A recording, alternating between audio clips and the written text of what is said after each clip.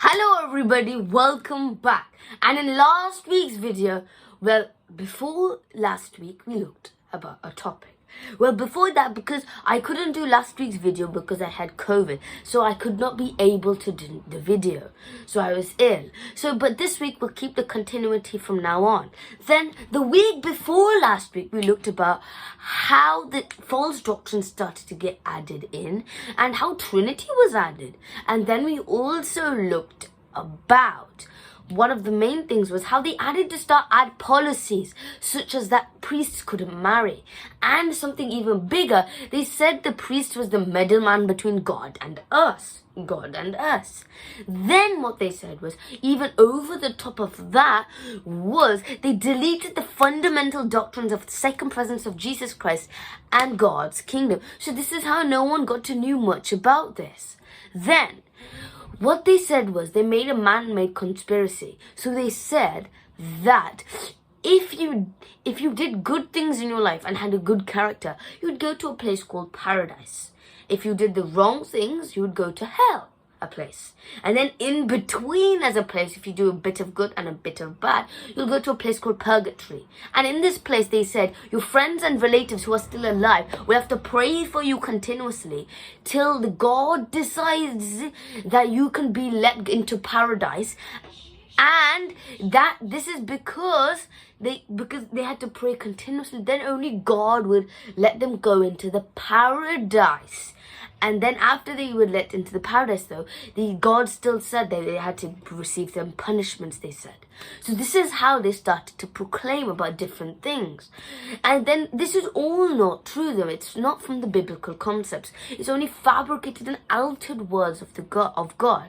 And they've even said this is all wrong since it's from the flesh mindset. So this is why it's completely wrong. Then what they did was as well, we all know the consequence of sin, the capital punishment is death. But what they've started to do now is, since we've lost the connectivity with the Creator, now they think now they can put fear into them and forcefully make them believe into the religion, not willfully like God tries to do. And they show fear and make them forcefully believe. And we also all know that the apostles and Jesus Christ prophesied about this already.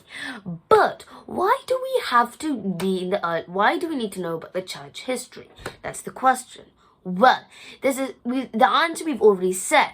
And the answer is, we all know that the falling away of the truth must happen before the second presence. So this is why.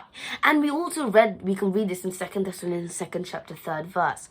And we can read about the peak period, in the 1260 days, as well in Daniel and Revelation chapter. And speaking of the peak period, we know the peak period, it's a time where the people who believe the truth and the people like the true Christians will be in a big trouble, and they will be frustrated of all the false doctrines starting to come up. And we're all probably thinking that all of this would have started in Roman Empire by Constantine in AD 325 because of what we know that he created it in the Nicaea Council. We all think it all would have started there, but it actually didn't start there, the peak period. The peak period started in 539 AD.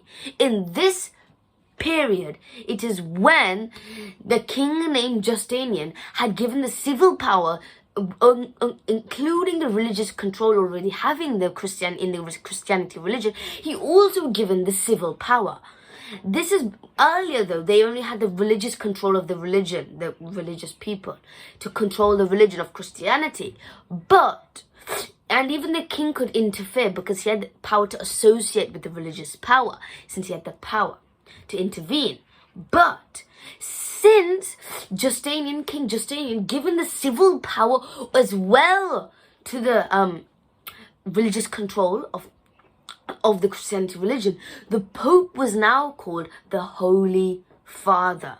So this is where it completely changed the religion, and the peak period of the 1260 years started as a perilous period for the truth and the true Christians. So that's all for today, and I'll see you next week. Bye.